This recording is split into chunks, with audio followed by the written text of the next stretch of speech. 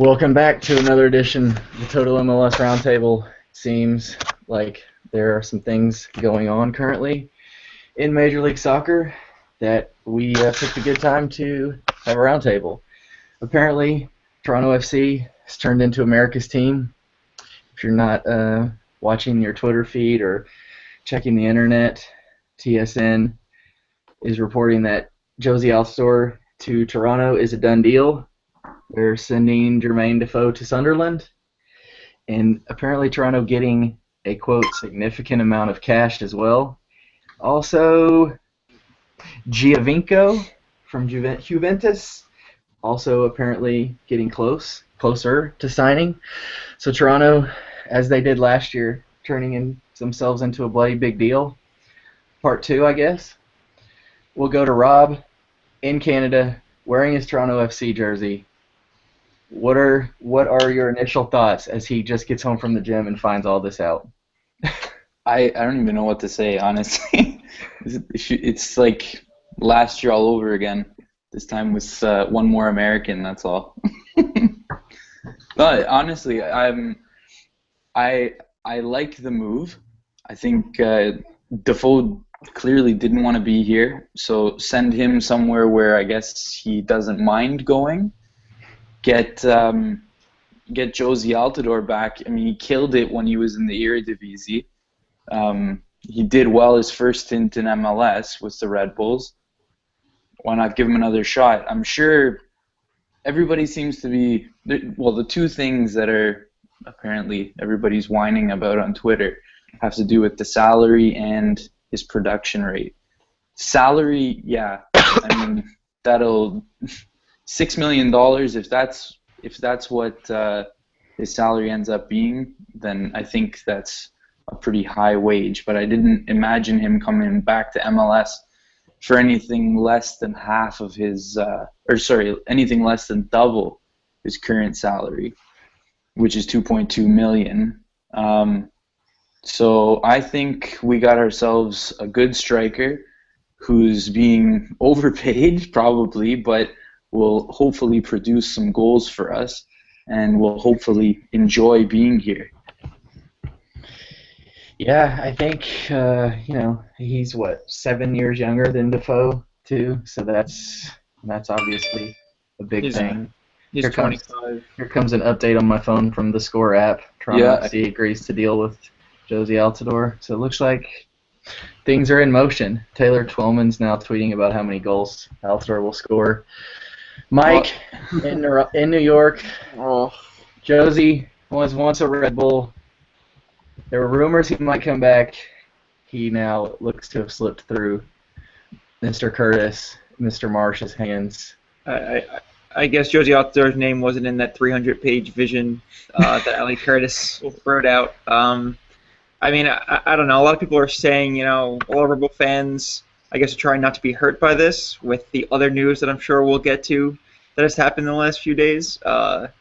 So, I mean, they're saying his production, he's out of form, it's too much money, we're fine at the strike core, and we really only have Wright Phillips. We lost Henry, Sayer Sen went overseas, so I really don't see who's backing Wright Phillips if he gets hurt. If Wright Phillips goes down, or if he doesn't have as an amazing year as he did last year, I mean, that's one of the main reasons why they made it as far as they did. Who's scoring the goals? So it's difficult right now. Yeah, and I think we should also note that somewhere Jurgen Klinsmann is probably punching walls, throwing. I feel bad for the cupcake guys. What he's probably going to put them through the next couple of days. Oh, yeah, he's going to take all his anger out on them. It's going to be ugly at the national team camp the next few days. Jurgen's going to threaten all of them with, "You must move overseas." The only people more pissed off than Jurgen Klinsmann are probably all the U.S. soccer fans that are on the blogs on what's that website, BigSoccer.com. They went crazy when Bradley signed. I can only imagine what they're going to be saying today. I'm sure there's going to be a number of pieces coming out in the next few hours on Josie's terrible to this is the greatest signing ever and everything in between. So we'll get everyone else's thoughts. Philip, as a neutral, as a soccer fan in general, good move leaving Sunderland first off, and then to Toronto. What do you think? I don't know how it could be anything but a good move for leaving Sunderland. He could have gone anywhere in the world and probably would have been better off. Um, the guy was just rotting on the bench and not getting any playing time, so definitely need a change of scenery. I like the move back to Toronto. I kind of wanted to see him go back to another European league, maybe not EPL, but I don't think MLS at this point is gonna hurt his development any more than just sitting on the bench at Sunderland. I think it's tough to say that MLS is going to overpay him. I'm inclined to think that they are. At the same time, I want to see how many years they're going to get on this deal because Altidore is 25, so if they get a 3 or 4 year deal, you're going into the prime of his career and you're kind of paying for that, to get that assurance. Now, if it's 18 months or 2 years, then maybe people can rightly argue that it's going to be overpaid. But that plus the marketing factor, they're going to be marketing him like nothing. So it's overall, I say it's a good move. Yeah, I mean, I think, I think MLS is now all of a sudden on this binge to bring all the national team players back. They've got Mix, they've got Breck Shea back, who's I guess French national team. They got Josie. They're working on Sasha. It's Agudelo maybe. Agudelo maybe if anyone can find him. Now does anyone think that MLS is kind of calling Klinsmann's bluff in getting all these U.S. national team players to come to MLS? Oh, Garber is just like beside himself somewhere. Like you may be getting the players, but they're coming over from Europe to play in MLS. Now you're stuck with them.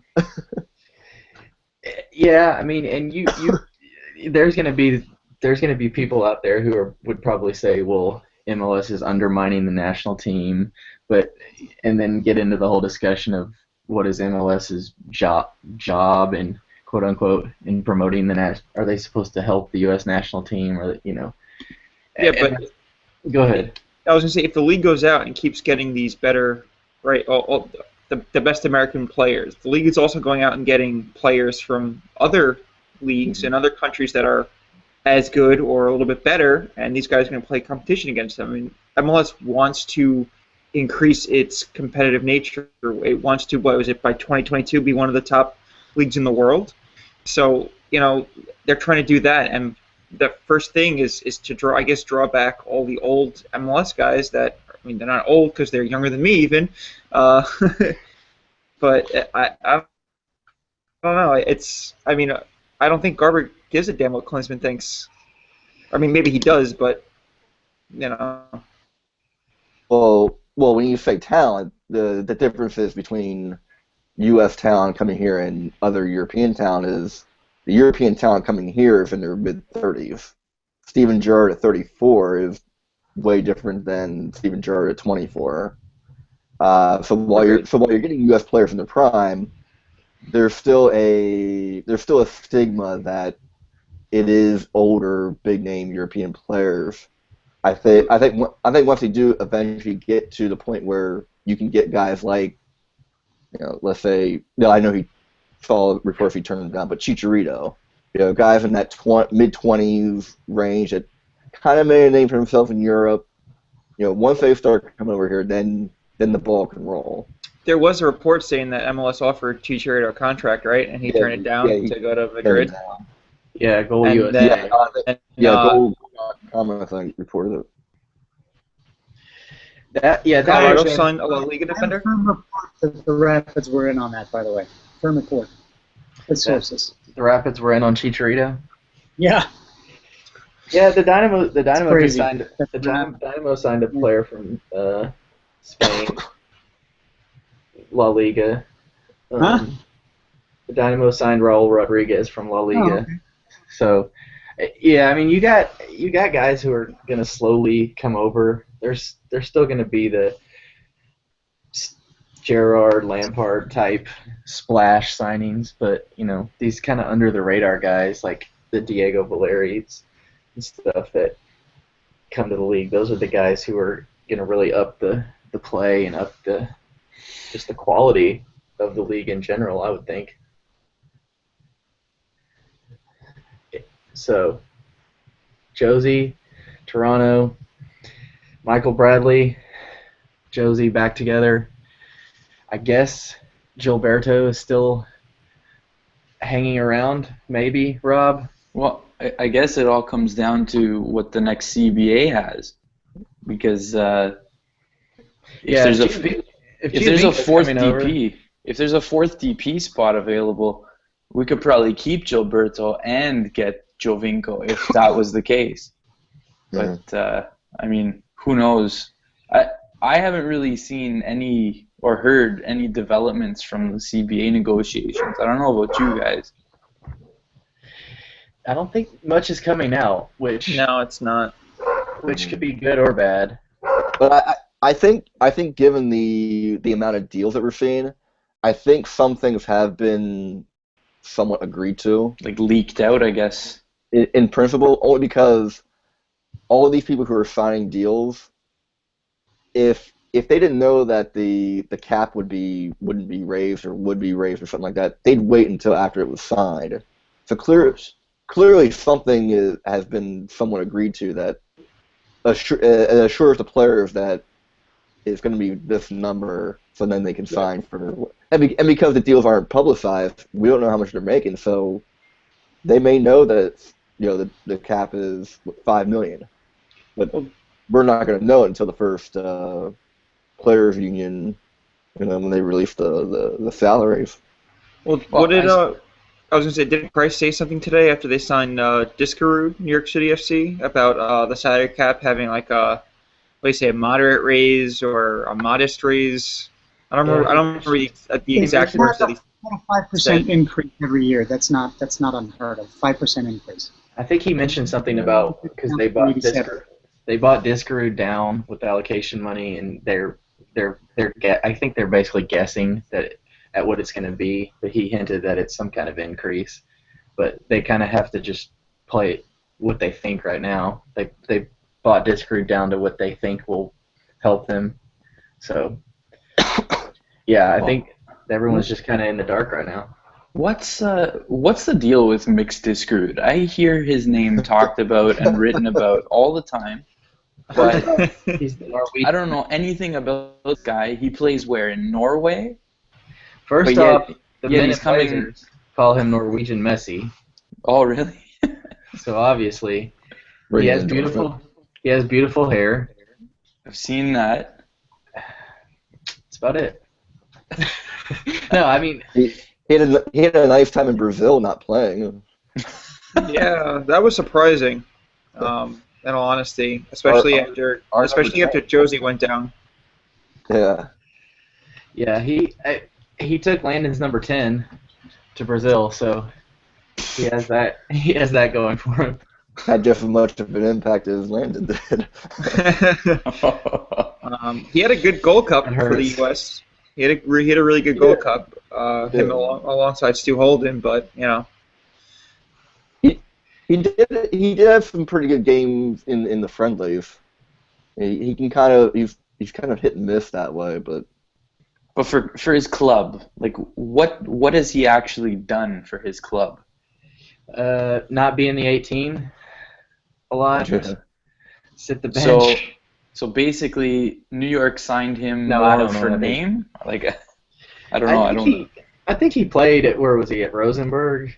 Yeah. Something like that. I think he. I mean, not that many people over here follow Rosenborg, but we could probably I'll look up his stats while you guys talk and see if. I think he had been playing a lot for them, and then he just slowly, I guess, fell out of favor. Yeah, because didn't his contract end and they just let him walk? Yeah. No, So- New York signed him. I mean, what's good for New York City FC, which hurts to say, they signed him on a free. He's not a deep, and he's not a DP, and he's U.S. international. So that's three things they can market to their fans. If he actually really signed a contract, I mean, That's debatable at this point, I guess. that's right. With them, you don't know. I mean, is Mick Stickford in 2 weeks going to be playing for City? I doubt it. I doubt it, but. He very well could be, or he might go to Melbourne. So Diskerud played 19 games this season for Rosenborg. He scored 2 goals, no assists, and that's about it. So nothing special. I mean, he didn't set the world on fire. His last appearance for them was November 9th against the almighty Stromsgodset. Hell of a name. And before that, Odd Grinland, he came off as a sub in the 87th minute. So yeah, I mean he's played most of their games. It seems like he either started or came on, but yeah, there's something to be said, something probably to be said too for that league compared to coming to MLS. I mean, we all know MLS is a very physical league, but just honestly, I've never even seen Rosenborg play a game, so I couldn't even tell you how the quality is there to say, is he coming over to somewhere that's he's kind of out of his element. All we can really go by is what we've seen with the national team. So Yeah. Yeah, that's very true. And that he collects a lot of hats. I think we need to bring Yeah. he likes Oh, but hats. that was the greatest. He had our Yankees hat on, but it was red and white, and everyone was killing him for that because you can't do red and white. You can't do red and white right now. Well, I think based on his Twitter game, I think Mix goes by Mix's rules, the way it looks like. So Yeah. Mix likes poetry. He's he's a very different guy. There was a picture that New York City tweeted out. I don't know if you guys saw it or the people that are listening. It was a picture of Mix on a billboard, apparently somewhere in New York City. Underneath That's Times Square. underneath him there was a Hooters restaurant, and then a sign next to that said, "We gotta bounce." So Yeah, that's the middle of Times Square. That sign. that's New York. That's beautiful. It's just a beautiful thing. We Just gotta the- bounce. Hooters. Anyway, That's awesome. we'll see how that all works out. But yeah, so Discord isn't a designated player, so that still leaves New York with a designated player. Sounded like Christ today down at the Combine was saying that they are not likely going to have that DP until maybe the summer. There's been rumors about this kid from Colombia, Javier Calle, coming to New York. There's been reports that it's done. But if he's a designated player, I don't think he would be. But if they have that third spot open, you guys see anybody they may look at? Obviously, Frank Lampard has committed. He's committed to them, quote unquote committed. He promises he'll be here. He's tired of the lies and nonsense. Okay. Eventually, yeah, he'll be here eventually. He gave them a scout's honor. Yeah. He'll he'll miss the first New York Derby game. Well, I mean, if you look at what's left of the national team players that are overseas, the U.S. players, there's probably not much left that are going to come back. I mean, obviously, guys like Brad Guzan, Jeff Cameron, they actually start and play for their Premier League teams, so they're probably not going anywhere. No, they have a good long life. Yeah, you got maybe Tim Ream. Bolton's struggling mid-table, but he's doing well for them. So another former Red Bull. That would be a sting if he came back to New York City FC. that would. You guys. See, you can't even think about it. You've got the other guys on the World Cup team that aren't here. Bedoya, maybe. He seems to play a lot in France. I doubt he'd come. Brooks, who seems to be out of favor with his German team, but he's still very young. If they could sign him, that would be a big get. Just another young American up-and-coming player. Tim Chandler, doubt it. Julian Green's probably not going anywhere unless you got him on loan. Aaron Johansson, maybe. Doubt it. I think he moves to England before he moves to the States. Yeah, Fabian Johnson's probably not coming. And then Yedlin just left, so if other than those guys, like you said, you've got the guys like Tim Ream. I don't know if Lehigh is still even considered a national team player. Yeah, I mean, it's all those guys in the championship and, stuff like that have kind of fell out of favor with Klinsmann or really didn't feature into his plans in the World Cup and all that. So who knows if that would even matter. I mean, if they're getting playing time and they're playing in England, it's probably better for them than moving back here, at least if they're in the championship. Yeah, and then we go back to Agudelo. Where is he? What the heck is he doing?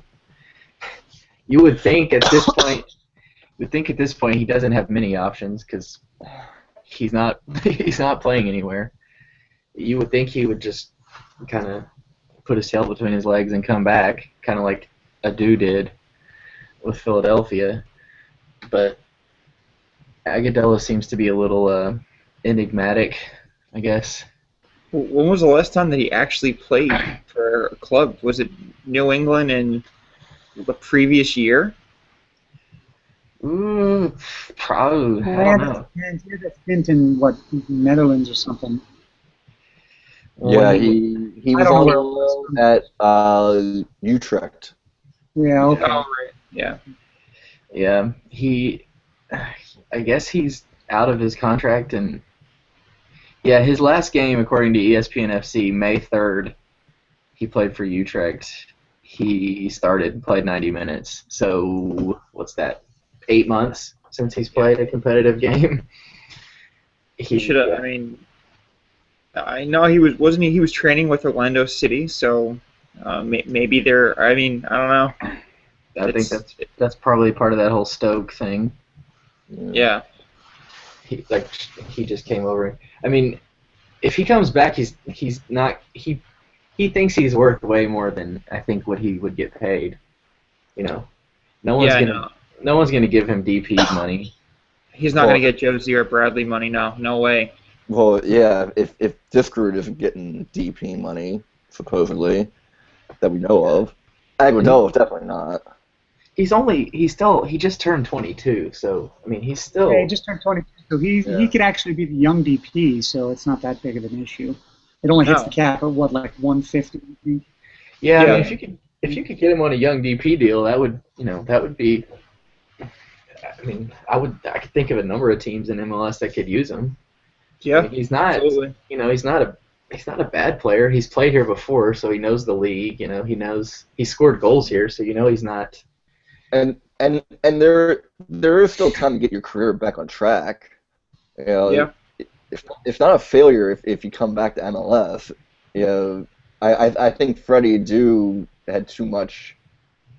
Call it what you want, but Hype. he kind of felt like he was too good for MLS. And, just starting out at 13, 14 years old, once he was 22, which for almost everybody, you're just starting out your career. He was already 8 years in. Yeah. And we all think, his career's done. So, yeah, if you look at it that way, just go by age, swallow your pride. There's an MLS team who wants you. Go. No, it would behoove Agudelo come back if he's 22, right? Yeah. It gets his career back on track. Gets back into the national team. Plays in the Confederations Cup, in the Copa Centenario next year, right? Yep. Then World Cup time, shines at the World Cup 2018. Yeah, He's 26. He's just starting the prime of his career. He can get a 4-year, 5-year deal and go to a bigger named European team because the talent is there. The raw talent is there. I mean, when he practically debuted in the playoffs like against San Jose, he was fantastic. That the last few games and then he had an okay year the next year, had injury, and then just fell off with Baca, and then that was it. Did pretty good at New England. So Yeah. So Sportsnet now, I think if you saw that, Rob, Sportsnet confirming that Jermaine Defoe's been sold to Sunderland. I think all major media people they're all confirming it one after the other from what I'm seeing. So it looks like we'll probably get news come down from Toronto and MLS tomorrow. Be interesting to see obviously we won't find out all the details, but exactly what went down. If the quote-unquote DP of a certain threshold is back in this case. And then all the fans of the other teams that were involved will be in an uproar. But we shall see. I'm just excited to hear what Defoe has to say when he has his first little interview at Sunderland. Yeah, that'll be something to watch. Emma, what? That's what he's gonna say. Yeah. Where were you ML last year? He's gonna say he was in a coma. He didn't like it here, and it's preferably you don't want players that don't want to be here. Yeah. It's the same thing with Rafa Marquez. You know, if they're gonna be a black eye for the league and a problem, I'd rather not see them here and go somewhere else. Exactly. That's why all I keep thinking is good riddance. I'm done with him. The fact that he was injured for majority of the season, and we talked about it last week. I think that one match against Houston when he missed a complete sitter and then a penalty.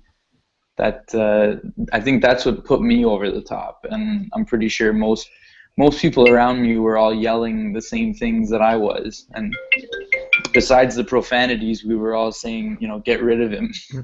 That's Don Garber. That's Don Garber calling. He's not happy with our commentary. Yeah. No, but yeah, I think Paul Carr from ESPN just tweeted Toronto FC will be Altidor's 8th club in 6 different countries in the last 8 years, which is shocking. And that kind of lends you to think, if he could at least settle down for a year, 2-3 years.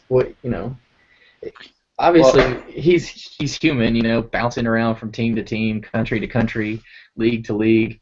It's got to take its toll on you. If he can, find a home in Toronto, get comfortable with Bradley, he could be, the sky's the limit. I think most U.S. fans would think so, and Toronto fans now hope so. Well, he's definitely not going to be suffering from not enough playing time. So, I guess in a sense, TFC's doing a huge favor for Jurgen Klinsmann, even if he doesn't see it that way. Yeah, he's going to be. He's going to come over and he's going to score goals. I think it's just he's a quality player. He hasn't had the time. He hasn't had the service when he has played. Sunderland aren't exactly the greatest group. No. So it's not like he's. Not that Toronto are that great anyway. Sorry, Rob, but you're right. It's not like you're lying. Go ahead, Mike. I was gonna say, TFC on their best day might have been able to take Sunderland. In all honesty, I've watched some games, and Josie does his hold-up work, and there's just no one around him at all. He does what he's supposed to do. That's the type of player he is. He's a lone striker. He's supposed to hold the ball up, and then pass it off, and then try and get on the end of a cross. And that team is so disjointed. I don't know how they stayed up last year. It was. That was the great escape. I think that's going to be a massive point for TFC. by having a big, strong, physical guy up front that will act like a target man, and he'll actually be able to get on to all the crosses that were nicely served into the box, but Defoe being too slow and his hamstrings always acting up and Gilberto just being snake bit. I mean, this could be, we could have, a real diamond in the rough. I'm just worried about Drake and how he feels about this. TFC ambassador, Drake. Didn't he talk to Defoe's mom and send her flowers and everything, and now it's all gone. It's all gone bad. That's why. I think we can attribute it to Drake and his influence. Drake is he's ruining the league. So I think that's about all we can say on Altidore. He's pretty. I mean, he's gonna come here.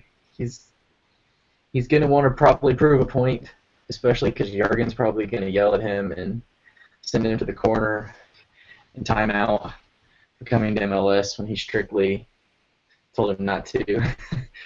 But Josie's got to do what Josie wants to do. He's gonna come in. He's gonna get big time paid, and then we'll see where he goes from there. Interesting to see too if he this summer.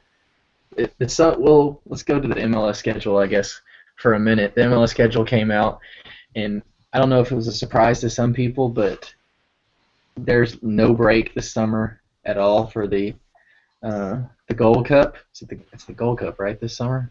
Mm-hmm. Yeah. Yeah. So no break at all. So you've got 3 weeks of 3-4 weeks, I guess, of games where you're going to have some of these big stars out, like probably Altidore. Again, it goes back to the whole schedule thing, and Winalda screaming on Fox, "Fix the schedule! It's amateur!" Winalda wants a winter schedule that will apparently fix everything with Lampard. That was his argument. But you're going to lose guys to the Gold Cup. That's just part of MLS. You're going to lose guys. It seems like every summer now there's some kind of tournament, whether it be the World Cup, whether it be Copa America, Gold Cup, anything. I mean, you guys. Cup, hopefully. Yeah, Confederations Cup. If the U.S. if they win the next Gold Cup they're in. They're automatically in. If not, it's a one-game playoff. With whoever wins it. Yeah. So, I mean, what do you guys think about the whole summer window? I mean, it seems like there's times during the season where you could play the Saturday, Wednesday, Saturday games, like the Premier League and a lot of leagues do, and MLS has some midweek games, but I guess they don't really want to do that, probably because of travel. There's just so much more travel here than the UK. Well, I think the TV deal also falls into that because they have to have the game Sunday nights and they have to have the game Friday nights now. So I think you lost a lot of your ability to have midweek because you have those contracts now where they're going to have the double header on Sunday nights. So that's 4 teams, and then you're going to have 2 teams every Friday. So that's six of your 20 teams every week are going to be playing designated slots. So in all honesty, haven't looked at the schedule in depth that much because there's other news that happened that had to be paid attention to. I just like to see when the first game was. We'll get to that in a second. Yeah, for the New York teams, to make sure it wasn't at Yankee Stadium and it was at Red Bull Arena, because that would have been a really big slap in the face if the first game of that is played in a baseball stadium. I mean, I love that stadium, but not for soccer. Yeah, I think it's just going to be one of those things that people are going to, MLS teams are going to have to deal with. You kind of know when you get guys like this that you're going to lose them for parts of the season. I know being in Houston here, it's always been Brad Davis is going to be gone. Boniek Garcia, Luis Garrido, Beasley is now retired, so he won't go. But you're just going to lose those guys for a few weeks, and that's where the depth comes in. But then you have teams like Portland that don't really have any of those guys, and they can just trudge on. Yeah. So that's Hey, thank God for the Asian Cup of Nations taking place now, so we don't lose Cahill in the summer. Oh wait. well, if Cahill comes back, I guess. Yeah. The Red Bulls still tweet about him like he's their player. He is their player, but it's every time Ali Curse is asked about Cahill, it's very brief. Well, we still have to talk to him. Like, you probably should have hashed this out before he went to us back to Australia for possibly a month for the Asian Cup of Nations, but Yeah, okay, because the well- transfer window closes. Well, to be fair, and probably get more in depth into this a little bit later, if the Red Bulls wanted to fire their coach, they should have done it. They shouldn't have done it a week before the MLS Super Draft. Well, Tyler just left, but he could have vouched for this. At least the Rapids went into the draft and everything without a coach, so it can be done. True. Yeah, I remember that. Last year the Rapids were just going with whoever was hanging around the office, I guess. Well, Pablo was at the desk last year. I mean, Pecky was the year before. He was only hired. Yeah, like he didn't get 2 weeks before the draft. So that's it. That's right. He didn't get the official name or he didn't get the official title of head coach till right before.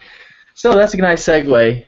Moving over to the other side of the Big Apple rivalry. All of a sudden, it comes out what was it? Tuesday night, Night. going into Wednesday morning. Christian Dyer. Christian Dyer from the New York Post. He writes for Big Apple Soccer and Metro New York. He's a big Jets beat writer also. Yeah, so he breaks the news that Petke's out, and all hell breaks loose on Twitter. Petke obviously being loved by Red Bull supporters. This was a big shock, I think. Mike, your initial thoughts when you saw it coming from the Red Bulls perspective. The first mention of Petke being fired, and you said... So what the F? I didn't believe it. I woke up probably like at 4:30 in the morning to go to the bathroom, and I had maybe 30 text messages and 3 missed calls from my friend who shares season tickets with me. He works nights, so he saw the news right away, and he was livid, to say the very, very least. I mean, if you take your emotion out of it, if you just look at it from a sport and business perspective, Roxburgh gets hired as the sporting director, hires Petke, right? He gets rid of Baca, hires Petke. Ali Curtis comes in, not even thinking about his resume, new sporting director. He might not have the same vision that Andy Roxburgh has. So, if Mike Petke isn't that guy for it, I guess Jesse Marsh is that guy for it. Although Jeff Carlisle, breaks that great story about how the Red Bulls contacted Bruce Arena, Greg Berhalter, and Caleb Porter before Jesse Marsh. So was Jesse Marsh really the guy that fit the plan, or just the guy who didn't say no that fit the plan? Like that's what I'm more upset about. Because Petke was still coach when they were talking to these guys. If you wanted to get rid of, if you knew you were going to get rid of Petke, you should have sat down with him first thing after the New England series, whatever, as soon as you get hired, and got rid of him then and there. If you would know if he's not your guy or not, right? Mike Petke got a raw deal. The whole way that it went about was very, very raw, and it shouldn't happen to any coach who did nothing wrong. He didn't have a losing record. I mean, they want to go to Caleb Porter, who has a Coach of the Year award to him, but Portland didn't make the playoffs this year, did they? The Rebels did. The Rebels were a bad goal away from MLS Cup. I mean, Petke won the Supporters Shield. Caleb Porter didn't win the Supporters Shield, so why him? Greg Berhalter gets 1 year for Columbus, and all of a sudden he's a better coach than Petke? Like, those two didn't make sense. I can see Bruce Arena, because he's won, 3 of 4 MLS Cups? Okay, sure. You want, you're trying to lure this guy back. Brooklyn native, coached the team at the extremely wrong time. right out of the World Cup when he probably didn't care. He just was trying to look to get paid and have it easy and stuff like that. Left and went to LA and ran away with everything practically. But it still hurts, and it's not to take away from Jesse Marsh, because I mean I don't know if you guys watched all of the 2014 MLS playoff stuff that he did. He knows the game. He knows tactics. He knows players, and I think he'll be a good fit for the Red Bulls. But was now the time to bring him in? I mean, especially if Ali Curtis is legitimately on a 1-year deal from the overlords in Austria.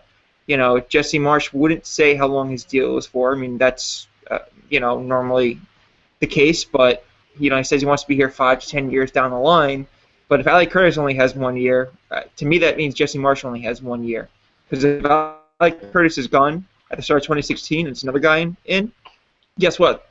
The Red Bulls, that guy might be firing Jesse Marsh and we might be getting our third coach in 3 years. So that's the uncertainty of this club is what angers fans. And I felt that with Roxburgh, the team kind of moved to a stable core. We were kind of trying to build a team, bringing some youth in. Miazga was getting a lot of playing time for the most part. Fell off a bit, but this is his first year. Same thing with Duval. Late, they had a really, really good young goalkeeper in Ryan Merritt backing up Robles, who's now across the river for some strange reason. And I think the Rebel fans were finally starting to come around to the idea that it's okay. Maybe there is stability, and all this sell the club nonsense and ownership doesn't care. It's hearsay.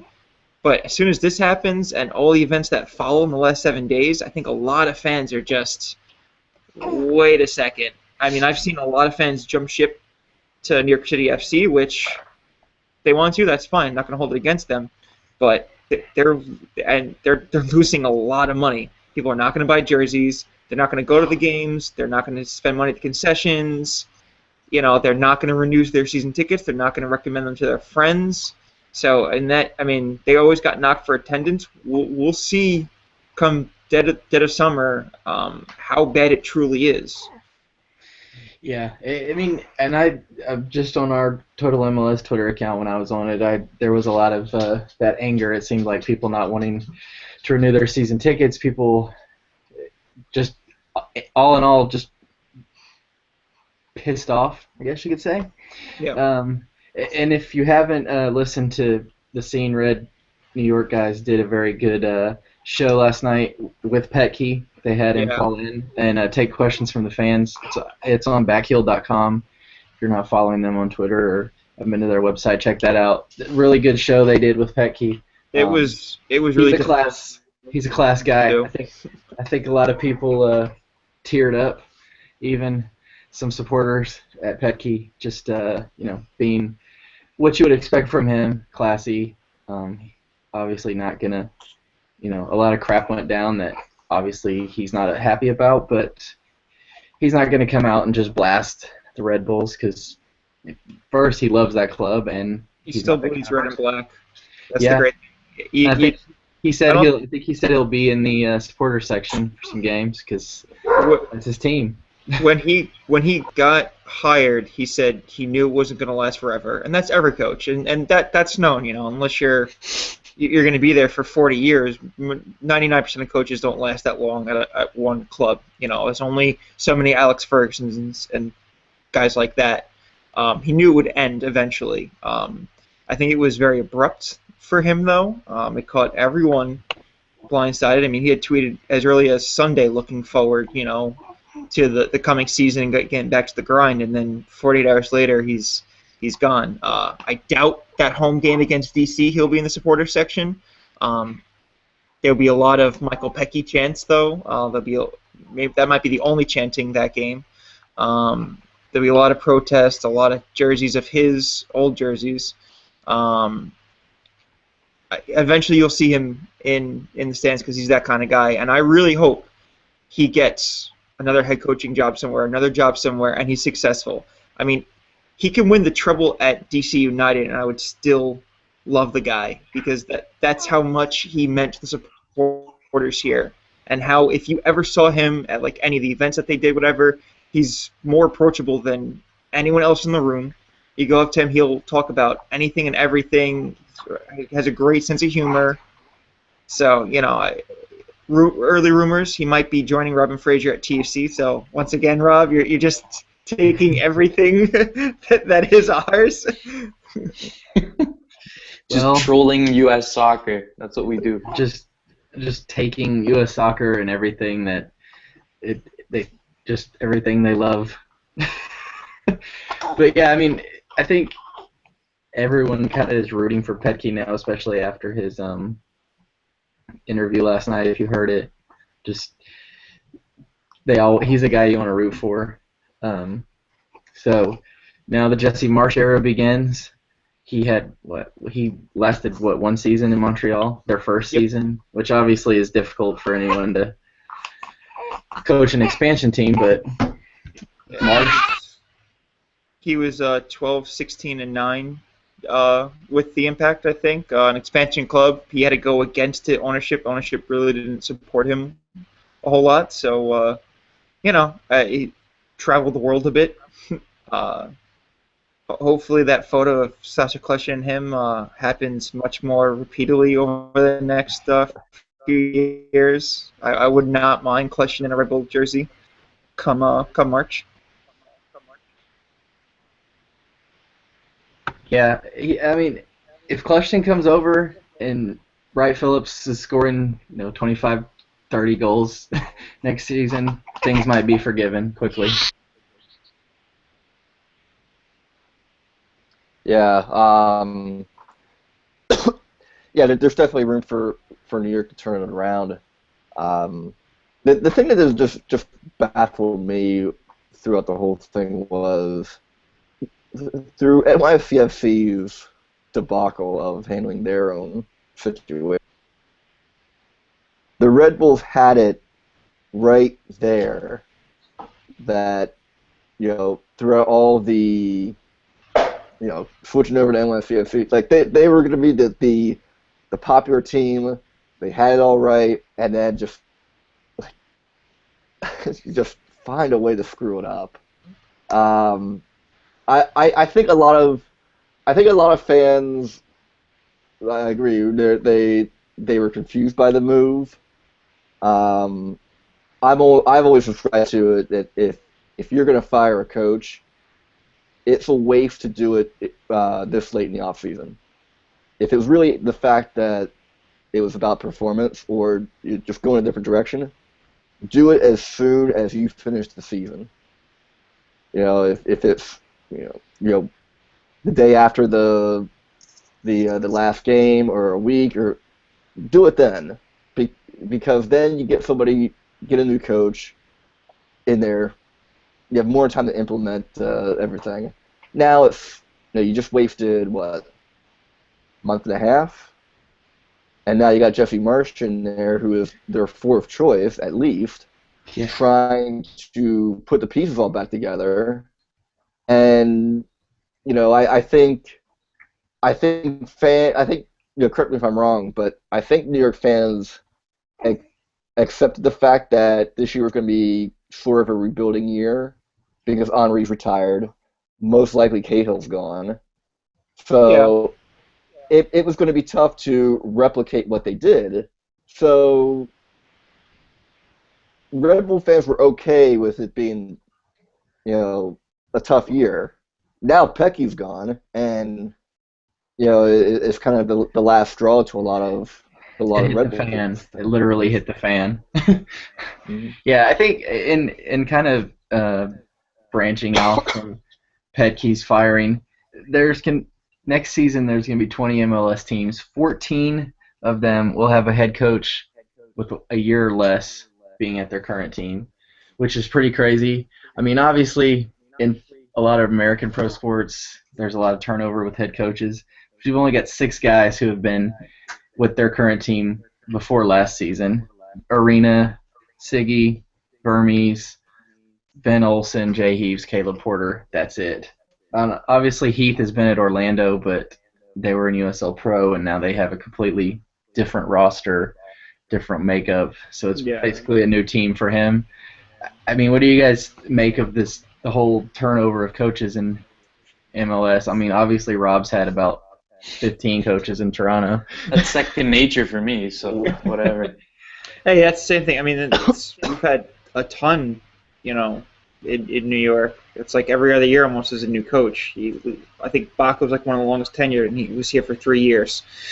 I think it's a head coaching job in soccer is a lot different than it is in any other sport, because while like football, right, you have an offense and a defense and special teams and stuff like that. There are different coaches of each of that. You might lose a player or two, but the system stays the same. A head coach in soccer could come in and implement something completely different.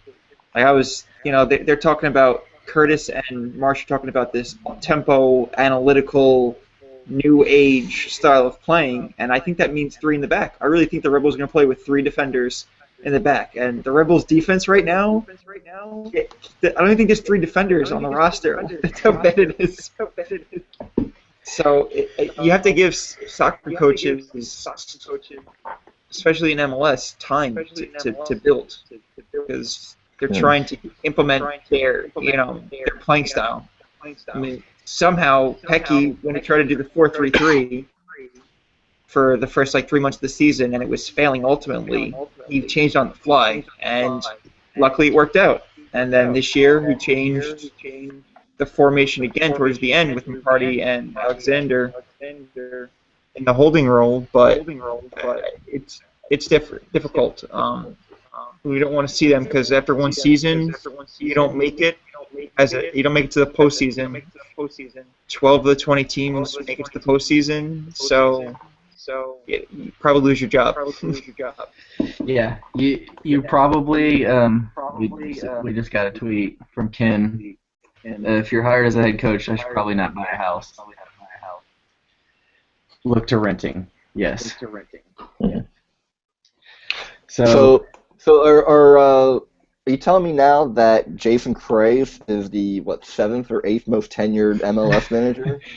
Yeah, and he hasn't even coached a game. Yeah. About right. Yeah. I mean, what?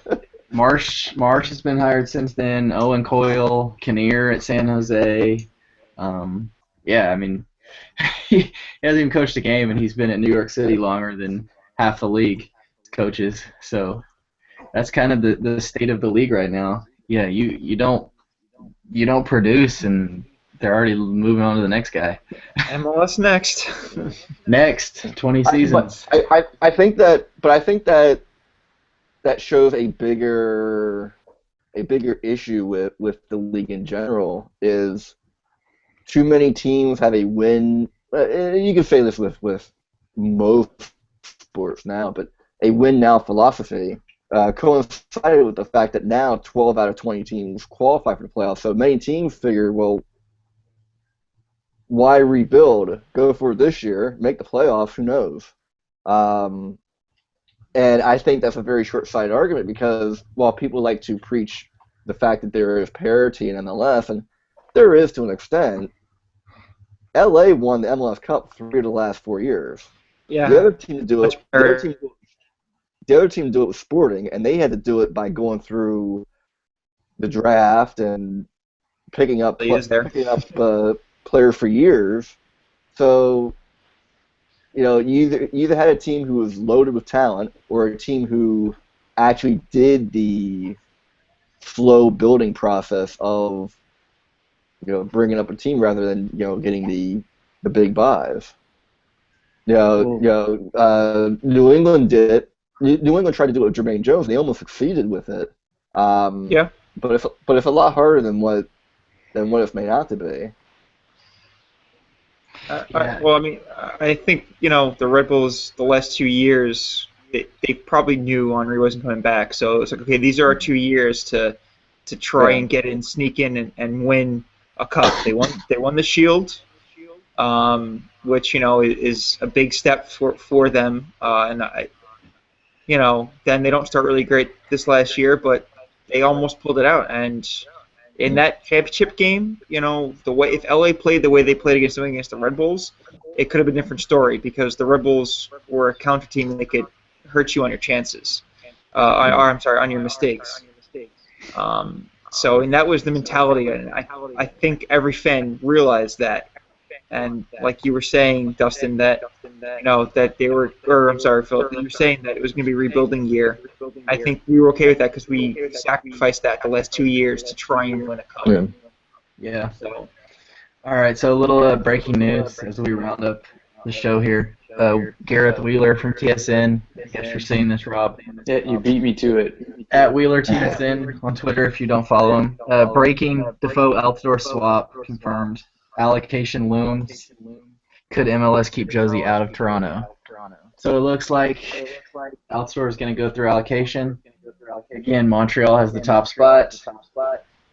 They will probably now be taking numerous phone calls from, I guess, Toronto, if they'll answer the phone. So we'll see where this goes. Rob, Sorry, guys. Even Gareth Wheeler tweeted out an article, I guess, that he just wrote. Along with what you just said, he also says that TSN can also confirm negotiations to bring Juventus attacking midfielder Sebastian Giovinco to Toronto FC continue to advance, and the deal is on the verge of being completed. To see the Italian join Toronto FC on July 1st, a fourth DP player spot is needed for any deal to be consummated. So they're going to have to wait till the new CBA, I guess. Jeez, this is too much. So if Altidore is going through allocation process, and he's definitely going to land at TFC, right? What are they giving up for that allocation spot? Last season, Toronto traded the top allocation spot to Houston to get Beasley. They traded Warren Creavalle and I think allocation money or draft picks or something. So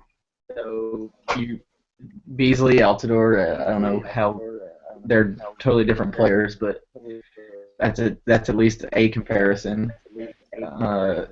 Probably a younger player like Creavalle.